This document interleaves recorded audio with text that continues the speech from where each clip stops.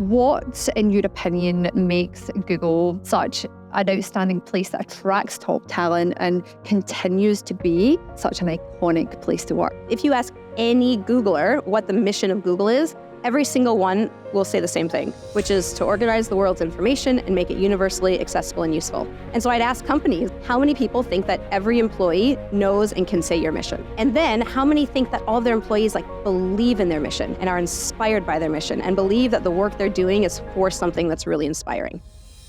The conversation that we're not having is, when are we moving to a 4-day week? The focus doesn't need to be on hybrid work. Are we going back to the office 2 days, 3 days? If you have a highly individualised approach where you treat people like adults, underpinned by trust, and you let people make their own choices. The biggest thing organisations can be doing right now is set some boundaries, set some guidelines, but let people navigate their lives within that. That takes trust, it takes maturity at the leadership level, and that's what we need to be focused on. How do we get that at every level in an organisation?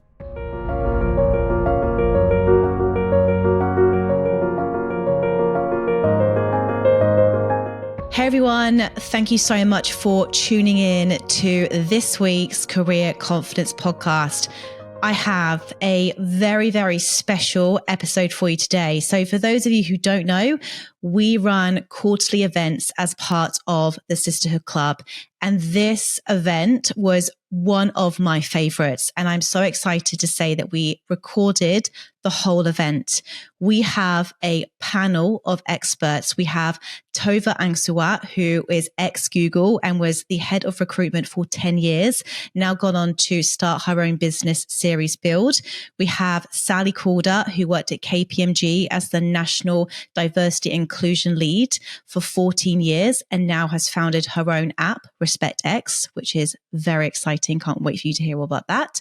And we have Christina Storey, who has worked in recruitment for the last 20 years and has been the lead recruiter in places such as Cbus, Equity Trustees, and many more incredible Australian businesses. The value that is offered in today's discussion is exceptional. So if you are looking to set your teams up for success in 2024, this is the episode for you. If you're looking to learn more about culture and what it means to really, truly carve out an inclusive and diverse culture, please watch today's episode. I can't wait to hear your feedback. Please subscribe to the channel. It helps us grow so much and helps spread our message. And leave your comments below. I want to hear from you. I really hope you enjoy today's episode. Amazing. Can we just get out for our panel? Woo! Yeah. Thank you. Okay, so Christina, I'm going to come to you again first. So as the talent acquisition business partner, you've had quite the role. And you've obviously worked with some incredible organizations like Cbus and Equity Trustees. And in doing so, you've really helped shape the culture of those organizations. Can you share what you take into consideration and why it is so important to recruit the right people and add to a company's culture?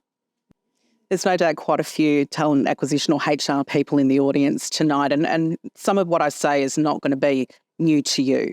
But I think as a talent acquisition business partner, it's so important to be the face of your organisation that you're representing and being that voice and really sharing the culture of the business, culture of the team that you're working with. And one of the things that I find that I need to do and what's really important is to actually understand the business that you're actually working with. So the team that you're working with, your hiring manager, the ins and outs of the personalities within that particular team. Because when you're recruiting for somebody, you need to recruit the right personality into the role. So it's not just about skills and experience. It's about a person's attitude. It's about a person's behaviour. It's about their values. It's about how they will actually interact and speak with people. So that's probably one of the key things. Well, there's a few key things there that you need to take into consideration. And the reason why that is so important is because if you do hire the wrong individual in your team, and I know I've done that before, I have got it wrong a couple of times, but the reason why is that you can actually lose a lot of productivity, as you probably know. It can cost you hundreds of thousands of dollars, not just in time, not just in salary, but it can cost even the mental health of the team that are actually losing that staff member because their level of work increases immensely and you don't want to risk that burnout. So it's that fine line for the manager to actually work quite well with their team. So it's super important to make sure that you get it right the first time. But definitely looking at things beyond that skills and experience I think is crucial, but especially the attitude and behaviours, because you can't teach attitude and behaviours. You can learn some of it, but a lot of it's ingrained within you. And those beliefs, as you grow, continue to evolve as well. Thank you so much. If we can just pass that down one. This is going on to Tova. Tova, I would love to step back in time a little bit to your Google days. And look, 10 years of working at Google as part of people and culture and recruitment. Could you give us all a little sneak behind the scenes? Like, what was it actually like to work there? What was the culture like? And what was your role in shaping that? I think we can all see like online at some of the big iconic brands that it looks like, a lot of like sleep pods, table tennis, ball pits and all this thing. But what, in your opinion, makes Google such an outstanding culture and a place that attracts top talent and continues to be, after all these years, such an iconic place to work? So has anyone seen the movie The Internship? Yes.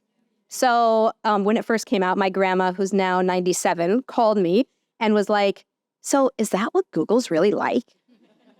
And I was like, well, we don't have competitions to see who gets a job. I was like, but yeah, that's kind of what Google is like. Like, we've got this amazing food and you go to a nap pod and you can take a nap and, the ball pits and everything. Right? And so, yes, it is. And if you ask anyone who works at Google, I don't know if there's anyone here who works at Google, but if you have friends who work at Google, nobody will talk about that being what makes it a great culture.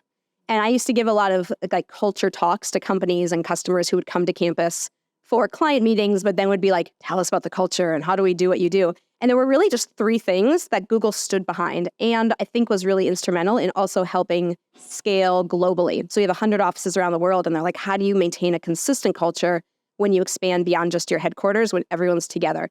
And so the 3 things for us were mission, transparency, and voice. So the idea of mission is if you ask any Googler what the mission of Google is, every single one will say the same thing, which is to organize the world's information and make it universally accessible and useful. Now, they'll probably mix up some of those words, but for the most part, they're going to get it. And so I'd ask companies, like, how many people think that every employee knows and can say your mission? How many think that all of their employees like believe in their mission and are inspired by their mission and believe that the work they're doing is for something that's really inspiring? So that was the first piece, is mission. The second is transparency. And this was a piece that surprised me the most when I joined, because there were probably 20,000 people. Now they're like 200,000 people. But even at 20,000 people, I started as an MBA intern, and they invite the whole company, including interns, to these TGIF meetings every week where they would share everything. Like everything. Like they'd share about product information that hadn't been announced yet, and they'd share about mistakes that were made, and they'd share all this stuff. And I was like, why are you trusting us with this information? And they did because they trusted us. And because they trusted us, people respected that level of trust. So there's so much transparency that the leaders had in sharing what was going on. And when you bring people along, it helps them. If you're hiring smart people, they're able to think ahead. And I remember at the time, one of my classmates from business school was interning at another tech company in Silicon Valley, which I will not name. And I said, what are you working on? And they said, well, my job is to do this. And I was like, well, what's the project? And he was like, I don't know. And I was like, well, what's the objective? And he's like, I don't know. And I was like, well, how do you know what to do? And he's like, I just do my job. So you have to be willing to share what's going on and be transparent with your team, with the company. And then the third piece was voice. This is another thing that surprised me a bit, which is like, Google really wanted to hear what people thought. And I was like, really? Isn't that like kind of a pain in the ass? I mean, like, yes, it's a great lip service, but it's usually for most companies lip service. It's not like, really tell us what you think. Like, really give us the hard feedback. Tell us when stuff's not going well. And when people did that, then we could see like, ooh, here's a flaw that you see that those leaders can't see. Here's something that can happen. And it would be everything from like our engagement surveys to team meetings. And the most powerful sentence, if you use one sentence when you go back to your teams, is when people give you feedback and then you want to try to do something about it, say, you told us this, therefore we're doing that. and it helps them feel heard and feel like you're taking action. So those were the things that I think Google did incredibly well. And then, of course, the perks are nice, but that's not any reason why people stay. Incredible. Thank you for sharing that. It's so good just to get a behind the scenes of actually what happens in these big organizations. So thank you. That's really, really valuable to hear that. Sally, let's jump to you because you've had quite the career as well. 14 plus years at KPMG as the National Lead Partner for Culture and Diversity and Inclusion and the lead of the Melbourne People and Culture team. You must have seen quite a lot in that time. So from those experiences, can you share some particularly defining moments and even share something that you are most proud of in that time? Yes, I've been thinking about this a lot. So when you are a partner in one of the big consulting firms, you've got two big hats. One hat is your client external focused advisory role, and the other hat is your role leading a team of, in our case, 60 super smart, super ambitious, and largely fairly young people. So they're the two hats that you wear. And I'm going to talk about both of those roles. So if we just talk about the external role, the client advisory role, a lot of the work that I did was what I like to call reputation recovery, but that's code for something had really, really stuffed up. They're on the front page of the paper for some kind of cultural scandal. And we would go into invariably do a review about what happened, how bad is it really, why did it happen, what are the root causes, what does this organisation need to get out of it.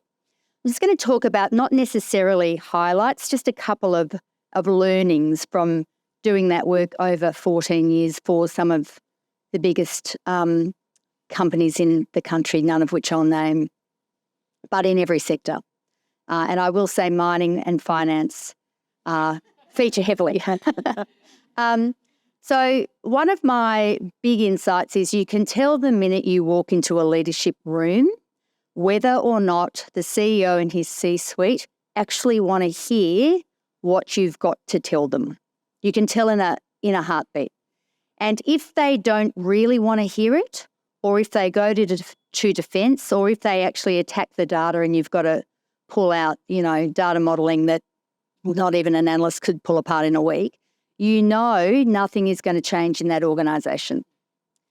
If you go into an organisation and the CEO and most of his team are curious, inquisitive, and actually have a degree of personal accountability for what has happened on their watch, you've got a window of opportunity to make a difference in that place.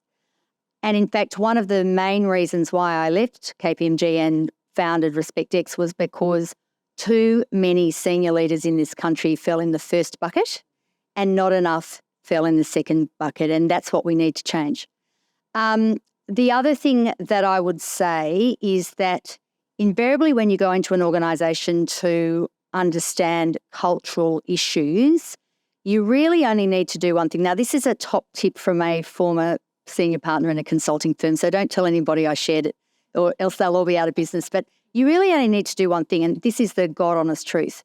You really just need to go and have an hour and a half fireside chat with each of the executives in that organisation. Now, the reason I underline that is if it is not happening at your top table, it's not happening anywhere else. If people are not genuinely interested in leading a culture that is safe, that is respectful, that is inclusive, that's curious, that doesn't fall victim to believing its own hubris, that makes it okay to have a dissenting view, you're kind of a bit buggered. So that's a bit of an insight from consulting. But the key thing is if it's not happening at the top table, it's not happening anywhere.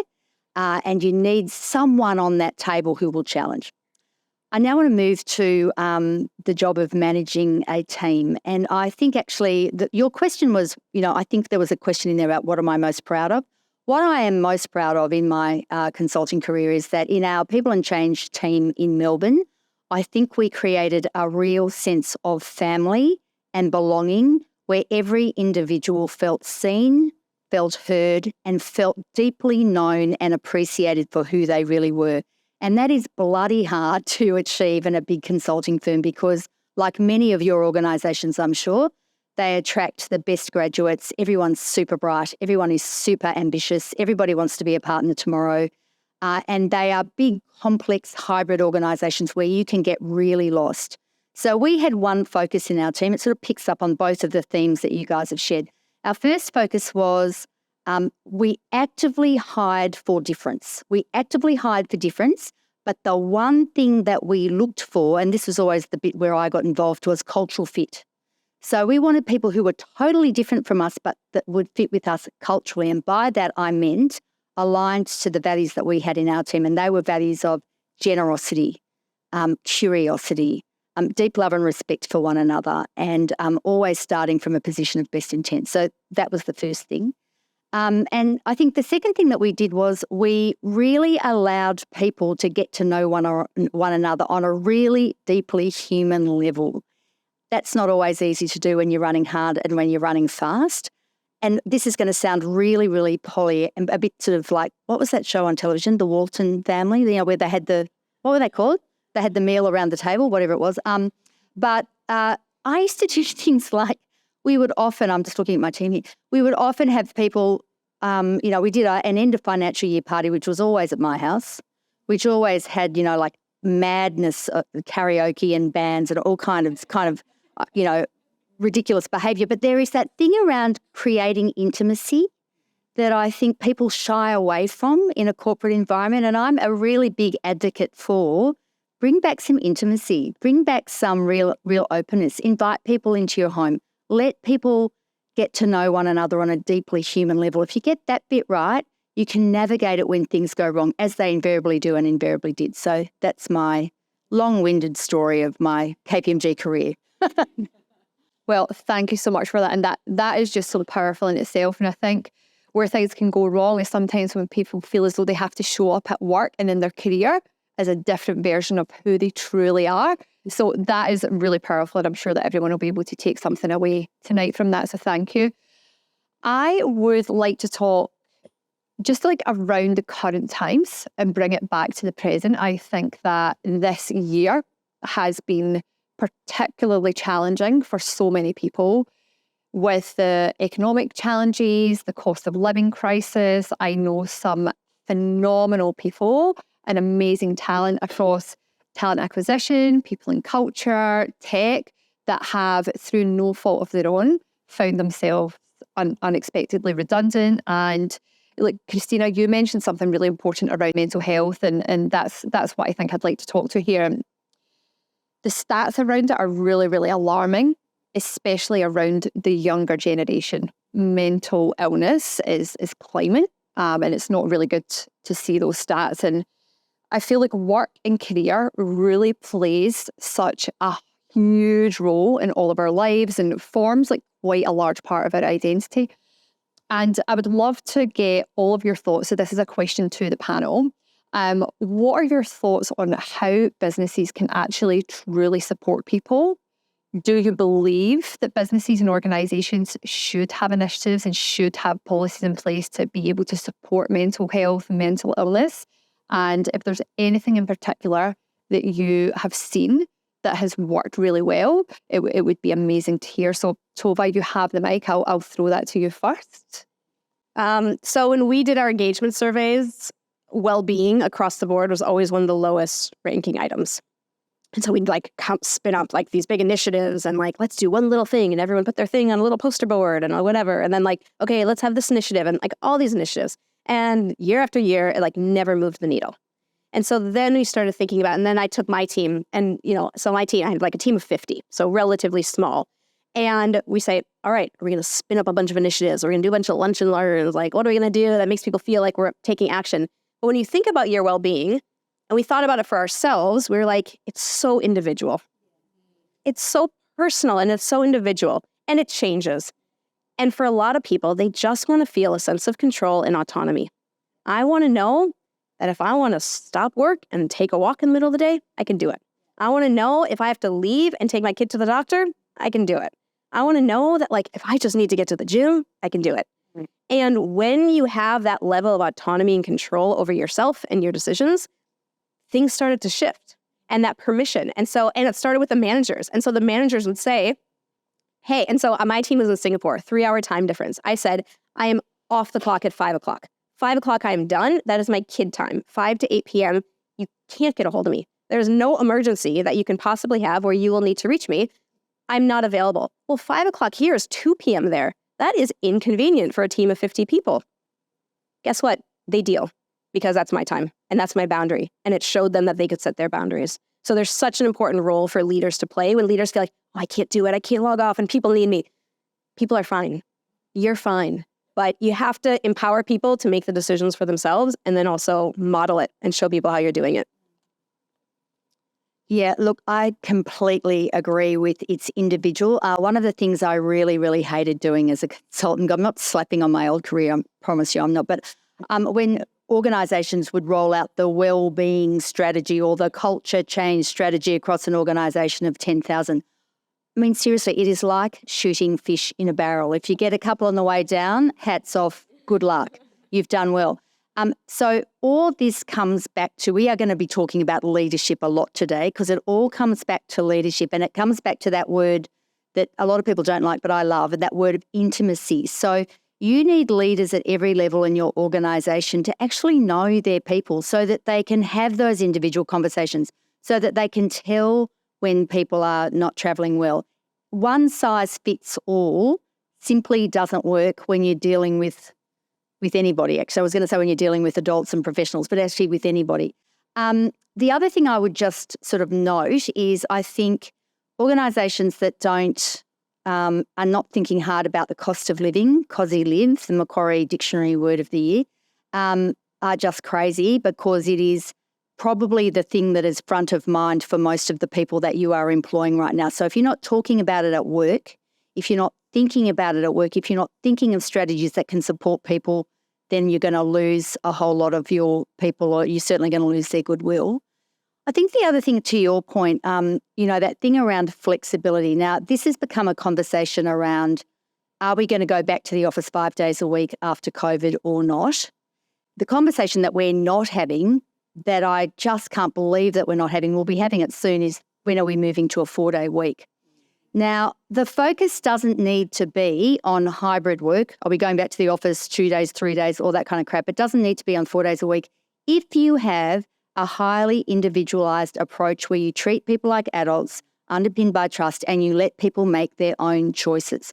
So I think the biggest thing organisations can be doing right now is set some boundaries, set some guidelines, but let people navigate their lives within that. That takes trust, it takes maturity at the leadership level, and that's what we need to be focused on. How do we get that at every level in an organisation? Could not agree more, Sally. I think trust has to underpin absolutely everything, and it has to come from the top. It has to come from your CEO and filter down to your executive leadership team. One thing at Equity Trustees, which I absolutely do love, is that our CEO is very much in the weeds and knows all his people that work for him. He knows exactly what they're doing. And what I do love about working there is that they actually trust their employees. They asked through an engagement survey, of course, and we did use the line of, this is what you wanted, this is what you're getting. So we actually surveyed all of our staff post-COVID. I started there probably last year, so we're probably just at the tail end of it. And one thing that all of our employees wanted was actually that flexibility piece, to be able to work from home, to be able to do the things with their family, or if they didn't have a family, to be able to go out to the gym or just have some time on their own to do whatever they needed to do. And one thing that we do mandate is 3 days in the office, 2 days from home if you're full-time, and part-time depending upon how many days a week. So I do 4 days a week. Love the 4-day work week, by the way. It's the best. I've been doing it ever since I came back from mat leave, and I will never go back to it. Well, I'm never going back to full-time in corporate ever again, but... He said it. Yeah, I know. And 24 hours? No. No. Sorry, I just lost my train of thought there. But yeah, no, 4-day work week, definitely. But it's about trusting your employees. And one thing that with my ELT, so my people leader, she absolutely trusts me. I do school drop-off in the mornings. I take my 10-year-old daughter to school, and I rock up to the office at 9:30, 9:45, but that's okay, because for her it's all about the output, and as long as I actually deliver on what I need to do. And a lot of the managers there as well are exactly the same. And it's that education piece too, and trusting and educating your managers in how to actually lead and mentor and coach. It's not just about the whole yardstick, oh, you came in late, being a clock watcher, therefore you need to stay back an extra 5 minutes to make up time. I've heard some horrendous stories from some clients where they've worked in some fairly reputable organisations where there are staff there who actually wait until 6:30 or 7 o'clock at night before their manager leaves, and then they will leave. They will sit there and do nothing. But just to be seen that they're there, I think those days should be long gone. I think that COVID has taught us a lot of lessons, but I think there are still organisations out there who won't put up their hand or won't have the courage to actually step into it and really treat people like adults. And that's one thing I'm a little bit scared of too, is when we do move, when people start moving back into the office, and you know, there's some organisations that are mandating it now. I mean, I know that one of the big four banks is the Blue Bank have mandated a few things there, and there are a lot of unhappy staff. And I don't know if anyone works here for the big Blue Bank, but yes, there are a lot of unhappy staff because it's been mandated and their bonuses essentially are going to be cut. That's what they've said to them. So it makes you wonder that trust level and the ability to really treat your staff like adults. You know, we're not in primary school anymore. We don't need to guide people. We do need to guide people and coach them and all the rest of them, but allow people the opportunity to work when they're working, allow them the opportunity to actually deliver on what they need to deliver on, but trust them. And I think that's probably the main word here is that trust, but also have the courage to do it too. 100%. I think I can, reflect on a few organisations where exactly what you were just saying there, Christina, like I felt like I couldn't leave my desk until 6 o'clock. And if I did, it was like, oh, where are you going? And unfortunately, in my industry, recruitment, that still does happen. And I would love to see that change. So thank you so much for sharing that. And if I'd had leaders like yourself, I would not have gone through 5 years of anxiety and panic attacks coming to work. So that's, really valuable information. But look, we can't talk about culture without talking about diversity and inclusion. This is a huge topic right now. And a lot of the clients that Pam and I are working with, they're really asking us questions about how can we improve our diversity? How can we make our cultures inclusive? So it's a huge, huge topic and something that I really wanted to ask you all today. So Christina, look, I want to come to you first. Obviously, you've worked for some really big organizations. Like anything that you've seen at CBUS or Equity Trustees or any of the other organizations you work with that you think, they did that really well. That was a really good strategy they implemented.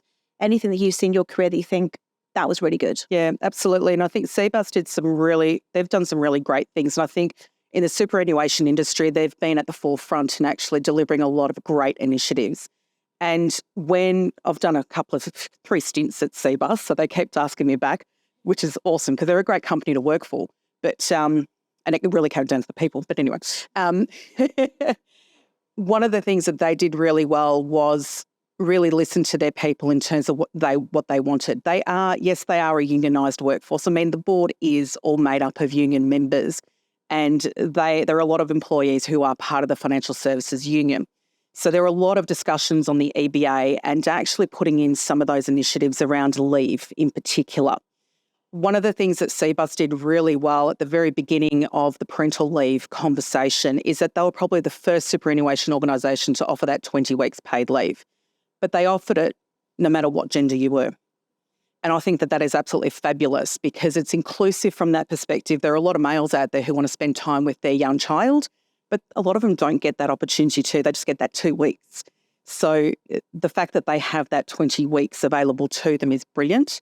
What I also love as a female is that they offer, I think it's now 12 weeks of menstrual and menopause leave, which is awesome. And I don't think I've ever heard anyone else do that there. I know that there are a lot of discussions out there at the moment, but they've actually got it written in their EBA.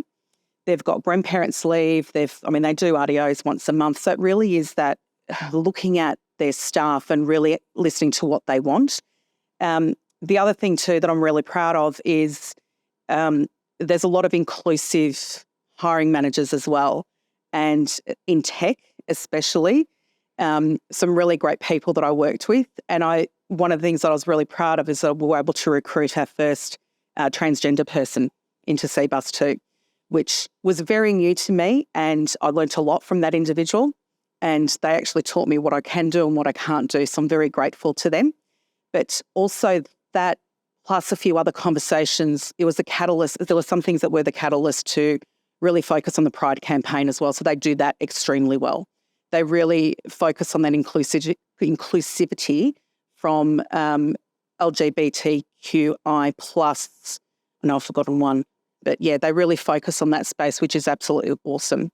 At Equity, there's a lot of things that they're actually doing now. So there's a new ELT for the people team. And she, funnily enough, I used to work with her at Seabus, but she's bringing a lot to Equity as well. So there's a lot of things that are happening in that space. And from a wellbeing and wellness perspective, they actually do have a reasonably good wellbeing program. And it's not a one-size-fits-all. They definitely do cater for people who want different things. And you can opt in and opt out as you choose fit for yourself. As we all know, wellness is very individual, as Tova had mentioned earlier, but it is very individual. And some people opt into some of the programs, some don't. Most recently, we had, what was his name, Martin Heppel from the Resilience Project. So I don't know if anyone's read the book, but it's a pretty awesome book all about gratitude, empathy and mindfulness. That helped me and my family during COVID, definitely. But it was really good to see a whole range of people actually on that webinar, and the feedback that we received, they want to see more of that. So we're going to be doing more of that. So it's awesome. So it's really sort of listening to your people, knowing that it's not one size fits all, but just really giving a few options there. Lisa, thank you so much. Christina, I think the diversity and inclusion piece is so important, but what I'm getting from you all is that it's the inclusion that's important, but to go one step further, it's also the belonging piece that really matters and building up that trust. And through working with 7-Eleven over the past 12 months, who obviously are our major sponsors. I know Sharon, if she was here tonight, and Catherine have been doing so much work around the belonging piece. Start with the belonging, start with the trust, and the inclusion and the diversity really follows as well. So thank you so much for that. Tova, I'll move on to yourself.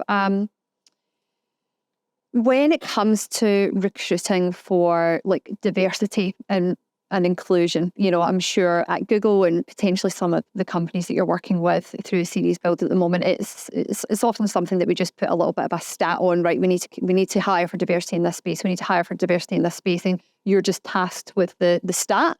Off you go and you make that happen. But in your experience across your career, have there been any particular strategies that you've found that have worked really well and actually had some impact to be able to drive some change?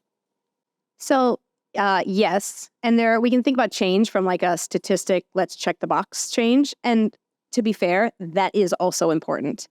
And there are all the other pieces about inclusion and belonging and how you help people feel like they're going to be successful and have an opportunity to grow in the company. But on the recruitment side, we often think about the stats and the check the boxes. We want to make sure that our pipeline is representative, that our workforce is representative. And Google's a very, very data-driven company. And very high volume. So we can do some really cool stuff with data and really figure out where are people falling off in the process? Where are we losing people? So for example, I was, when Google Cloud was first getting started, I was leading a team trying to recruit engineers. We had to hire 600 of one kind of engineer in a year. So we're off and running and we're like, how do we figure out what we need? And what do we do? Okay, let's give them a task. All right, it's a take-home task and they have to put together this presentation and then come back and do it. And we'd ask candidates, how much time are you spending on this? And most candidates would say, I'm spending about 20 to 24 hours preparing this task. And everyone's like, wow, cool, what commitment.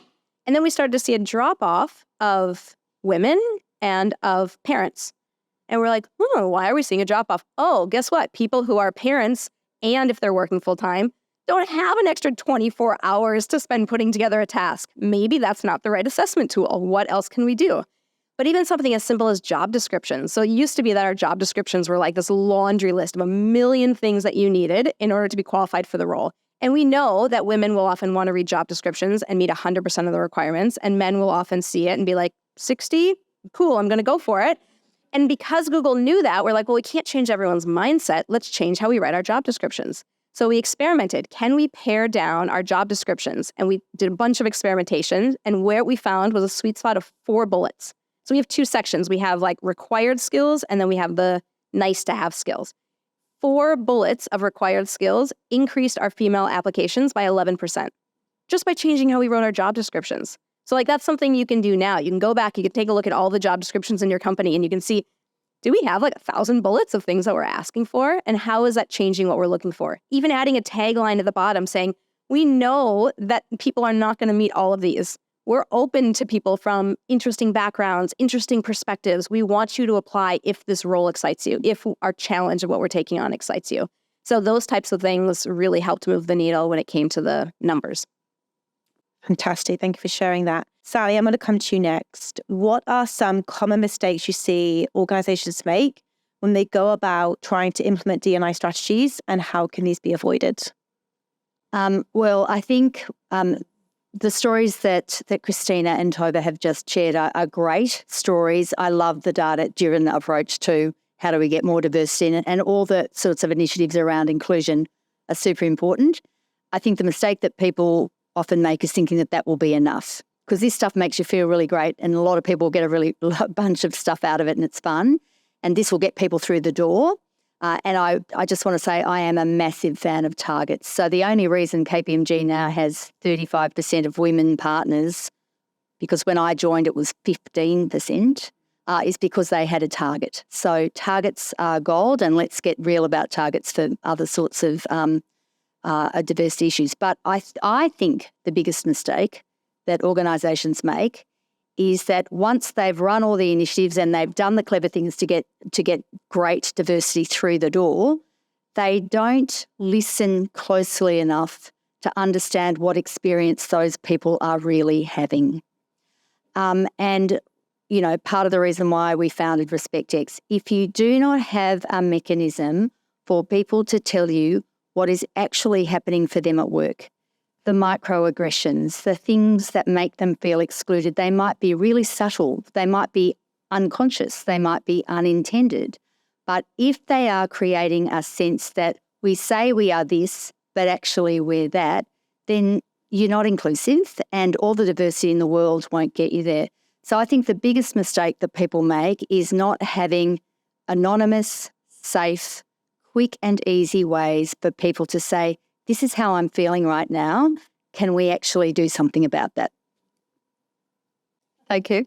I would really like to move on to your individual thoughts. And Sally, you've actually mentioned this earlier in the evening, on fostering cultures where people feel seen, valued and heard. Very, very complicated thing to get right.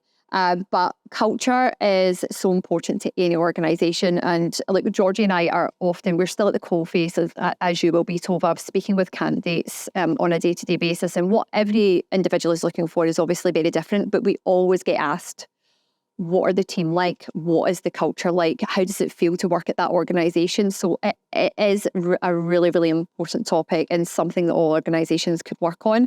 So could you all give us some insights on what actually is a good culture? I'll give it inverted commas there.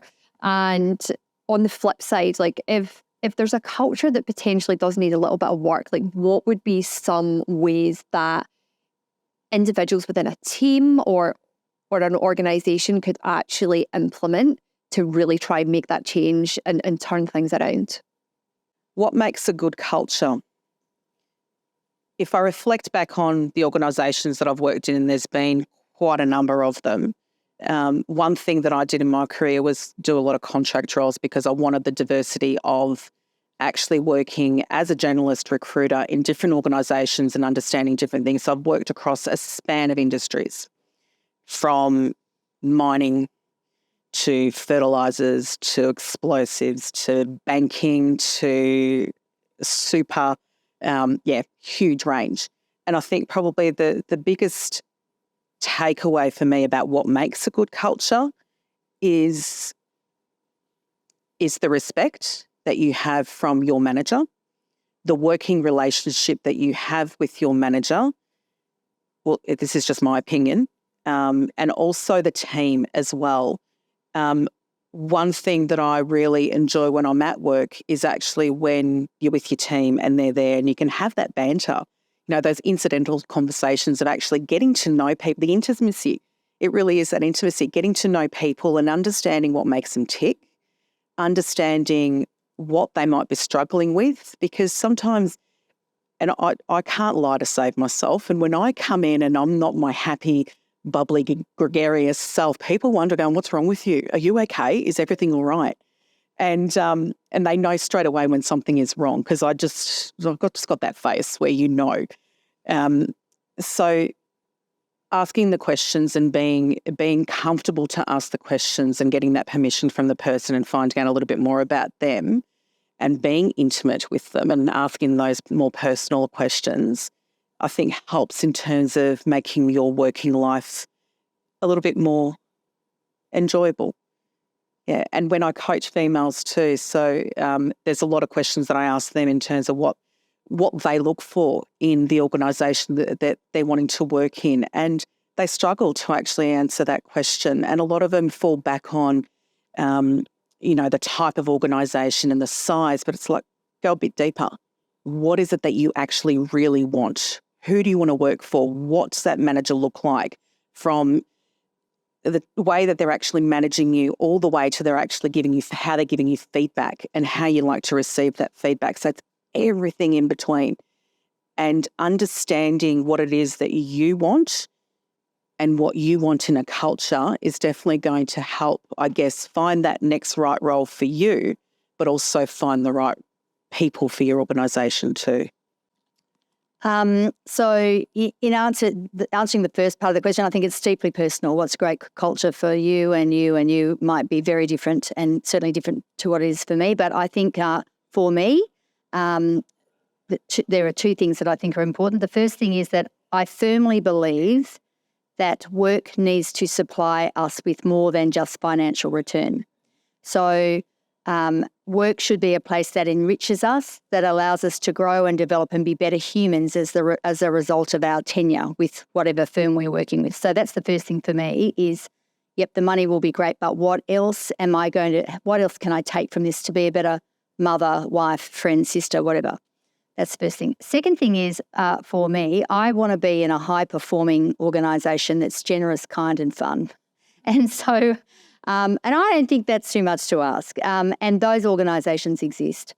But coming to the second part of high-performing, clever. I like being in a clever organisation.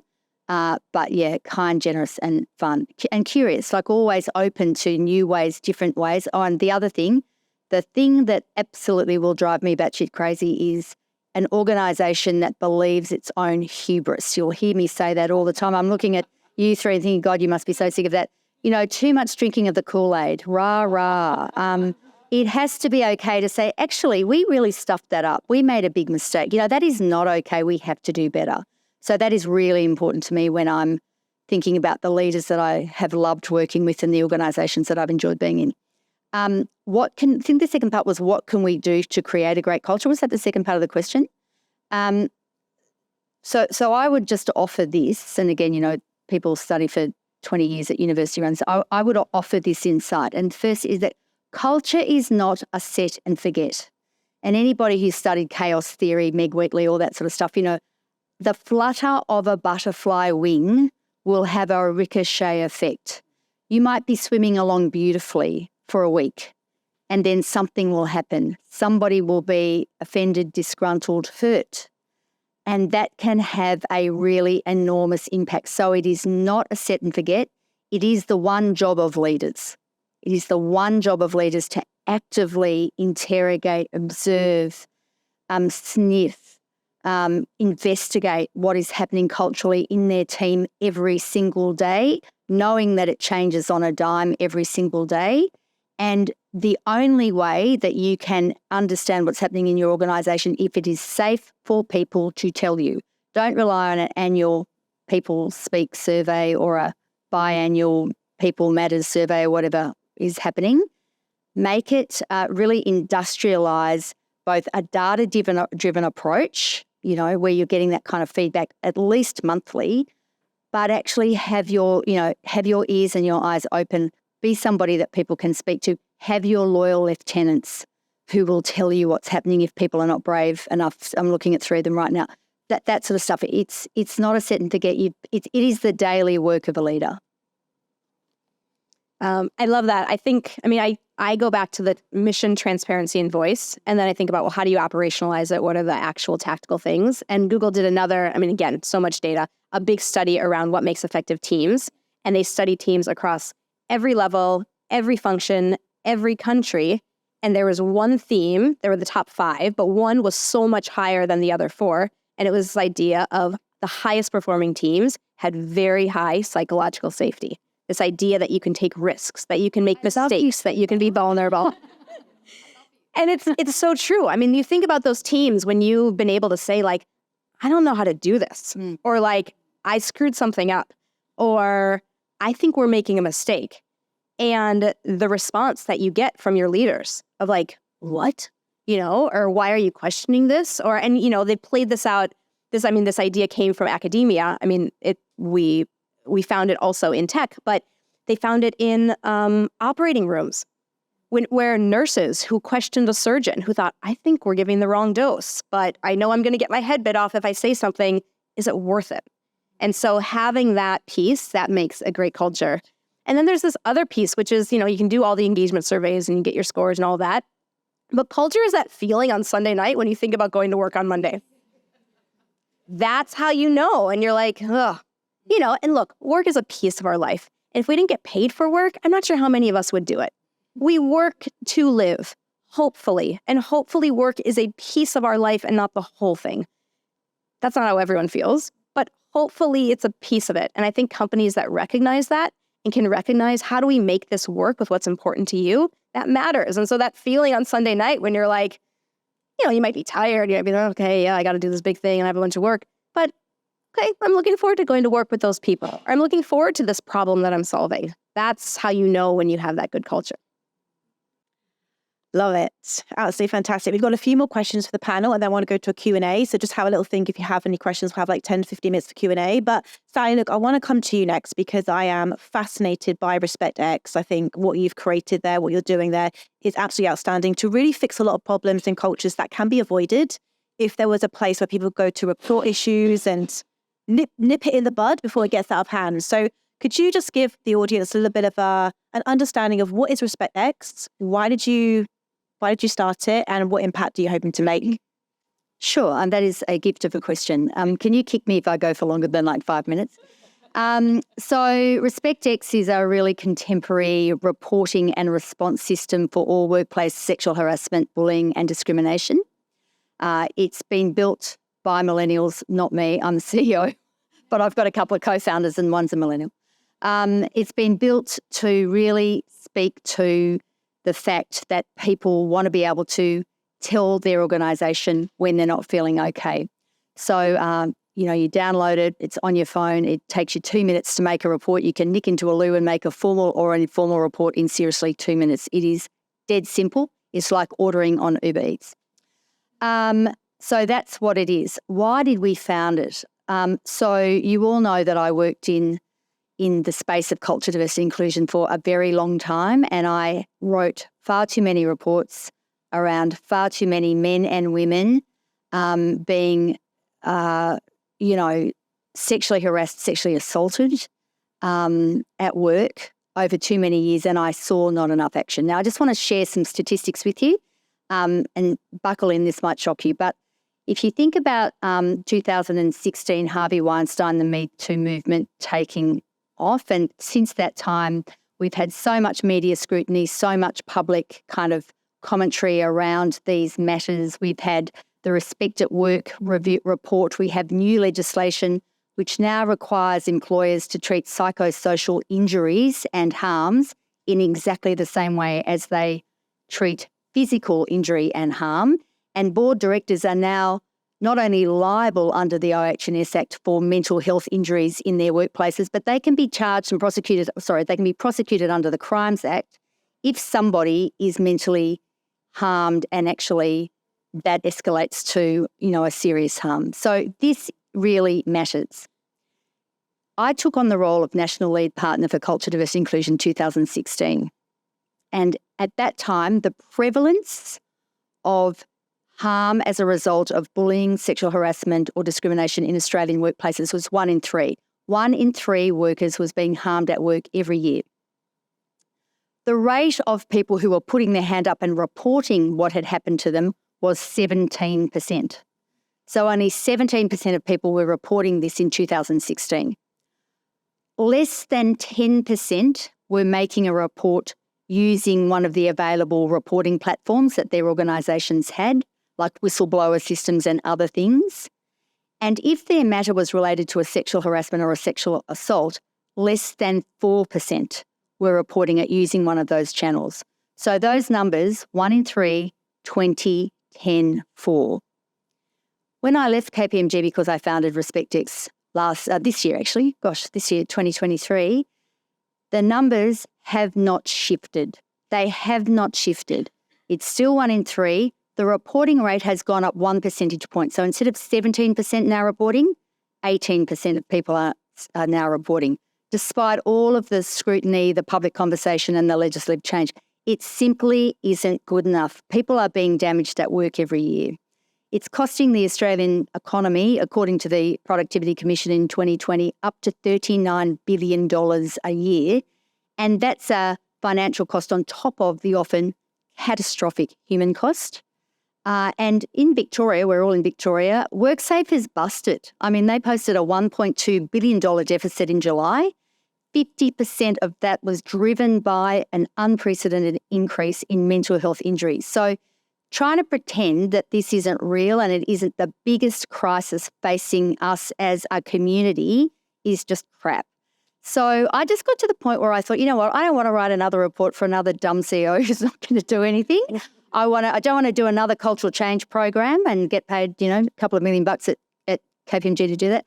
I'm sick of this shit. And I'm sorry to be so coarse and rude, but all I wanted to do was stop the shit. What can I do to stop this shit happening? And so we decided the one thing that we could do that was really practical and really simple was to build something that made it super safe, super quick, and super easy for people to put their hand up and totally anonymously tell their organisation what was going on. That's RespectX, and that's why we built it. I love it. See me afterwards.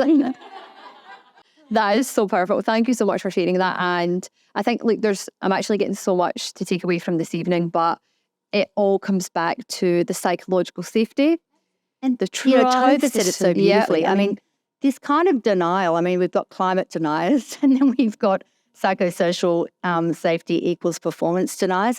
For goodness sakes, it's get on board. Thank you, Google, for all that data collection. Yeah, I know. Thank you. But you're so right. And you said at the start you're going to be talking about leadership quite a lot, and it starts at the top, right? And that's what drives the culture. That's what drives the inclusion and the belonging piece. And yeah, it's wonderful work that you're doing, Sally. So thank you for that. And hold the mic because I am going to ask you another question. So what would you say that organisations and companies that really need to do to set themselves apart to not only attract but retain their top talent over the coming years? I know we've got a lot of people that operate in people and culture and talent acquisition here tonight. So I think the attraction piece is really important, but the retention is equally as important. Yeah, so look, I think there is such a massive opportunity for HR directors and talent acquisition directors to be, really strategic advisors to the board and the CEO. I think too often I see organisations try and put the HR role or the TA role in a bit of a box, a bit of a, you'll do this stuff for us. I think, it's beholden on all of us to really turn that around. And your role is to provide strategic advice to your organisation about how they need to stay relevant and how they need to stay, current and competitive. And I would just offer probably two things. A piece of data that has really surprised us at RespectX. We were prepared for some of the insights that we would collect. We're a very data-driven organisation, but there was one statistic that really shocked us. Now, when we go in, sorry, this is not a sales pitch for RespectX, so I'm actually answering the question, but when we go into an organisation, we do a prevalence survey and then we do we survey that organisation every 3 months. And one of the questions that we ask is, what has RespectX done to your trust in leadership? What's it done to your willingness to report? What's it done to your confidence in the reporting process, right? And we score really, really highly for that. And we were hopeful and we assumed that would happen.